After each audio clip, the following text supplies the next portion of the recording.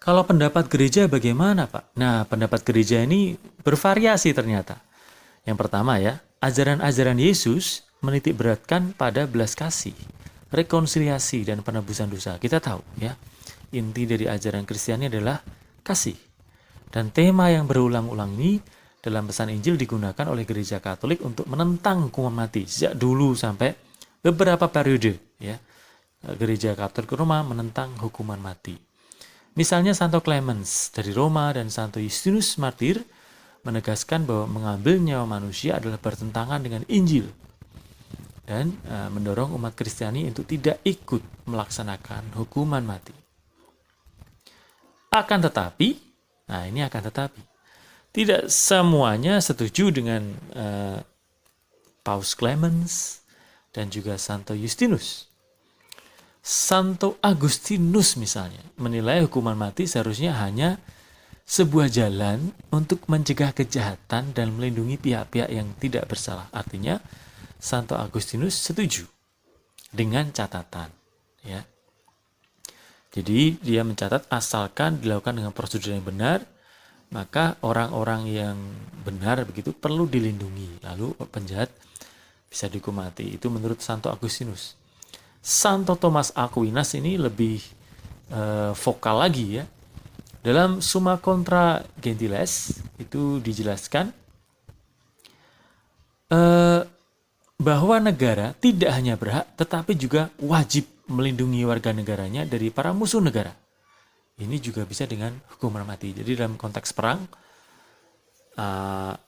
atau dalam konteks kejahatan luar biasa, maka Santo Thomas Aquinas setuju hukuman mati. Lalu, setelah Santo Thomas Aquinas, Katekismus Gereja Katolik, teman-teman.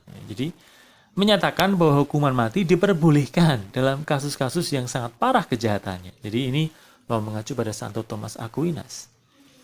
Gereja mengajarkan bahwa hukuman mati diperbolehkan hanya apabila identitas dan tanggung jawab pihak yang bersalah telah dipastikan sepenuhnya, dan ini tidak terlalu mudah. Dan apabila hukuman mati tersebut adalah satu-satunya jalan untuk melindungi pihak-pihak lain dari kejahatan pihak yang bersalah. Namun apabila terdapat cara lain untuk melindungi masyarakat dari penyerang yang tidak berperi kemanusiaan, cara-cara ini lebih dipilih daripada hukuman mati. Jadi bisa dikatakan bahwa gereja ini tidak setuju hukuman mati, ya. Tetapi ada periode di mana gereja setuju hukuman mati dengan catatan. Gitu. Lalu kita beralih ke gereja lokal, gereja Indonesia. Uskup Agung Jakarta, Monsinyur Ignatius Suharyo, misalnya pada tahun 2015 menuliskan surat kepada para pastor di Keuskupan Agung Jakarta yang menegaskan pernyataan gereja Katolik untuk menolak hukuman mati selain dalam kasus-kasus keharusan yang mutlak, yaitu pada keadaan di mana tidak ada kemungkinan untuk melaksanakan hal lain. Ini terjadi dalam, kalau kalian ingat, itu kasusnya Marie-Jeanne Veloso. Jadi dia didapati dalam kopornya itu ada narkoba yang sangat besar. Diinterogasi oleh polisi, dia tidak tahu bagaimana narkoba ini ada di kopornya begitu. Nah, karena Marie-Jeanne tidak bisa membuktikan bahwa dia itu tidak punya niat untuk mengedarkan, maka dia dihukum mati. Dan unik karena justru karena kejadiannya kan bisa dimanipulasi si Marie-Jeanne ini. Bisa jadi begini, ada pengedar yang menukar kopernya atau mungkin dengan cara apapun menyuruh Marie-Jeanne untuk mengedarkan, sementara Marie-Jeanne tidak tahu menahu misalnya. Lalu dia menjadi korban. Ya, jadi kalau Marie-Jeanne dibohongi kalau Marie-Jeanne dibohongi oleh pengedar narkoba dan dia dihukum mati oleh Indonesia, artinya Indonesia menghukum orang yang salah. Itu yang mau dikatakan gereja Indonesia, ya, gereja Katolik Indonesia pada waktu itu. Tetapi toh Marie-Jeanne tetap saja dieksekusi pada waktu itu. Nah, itu adalah tinjauan mengenai hukuman mati. Jadi kalau kita misalnya melihat filosofi kemanusiaan, filsafat manusia, ada 3 paham. Homo homini lupus, manusia adalah serigala bagi manusia yang lain.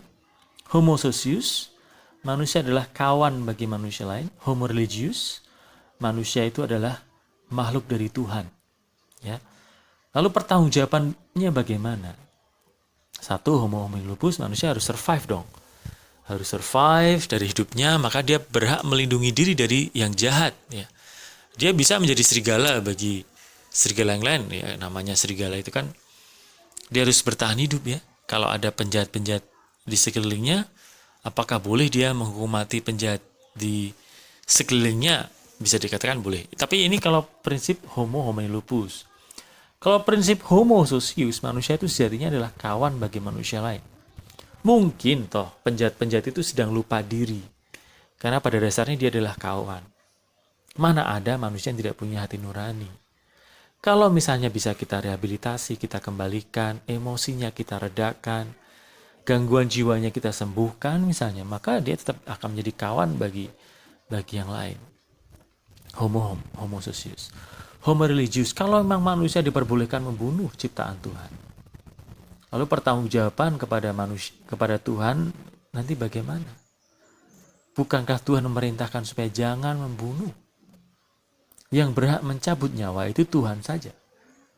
Lalu manusia seharusnya tidak membunuh ciptaan Tuhan, apalagi sesamanya manusia, hanya untuk kepentingan politik atau alasan apapun. Jadi ini dilemanya, teman-teman. Ada 2 pro dan kontra. Yang pro dengan alasannya, yang kontra dengan alasannya. Baik, sekarang tiba saatnya ke tugas mahasiswa. Membuat video dengan konten tanggapan terhadap hukuman mati. Jelaskan definisi dan alasan hukuman mati. Jelaskan sejarah pelaksanaan hukuman mati. Anda bisa lihat di PowerPoint ini ataupun lihat di Google, silahkan. Cari yang baik. Kemudian jelaskan alasan mahasiswa setuju atau tidak setuju. Nah, sejatinya Anda ini setuju atau tidak setuju terhadap hukuman mati. Alasannya apa? Ya, 3 soal ini silahkan. Dan semoga berhasil teman-teman. Semoga berhasil. Dan jangan lupa tetap jaga kesehatan fisik. Nah, pakai masker, cuci tangan, jaga jarak. Dan tetap bahagia ya. Dan juga kesehatan spiritual. Terima kasih.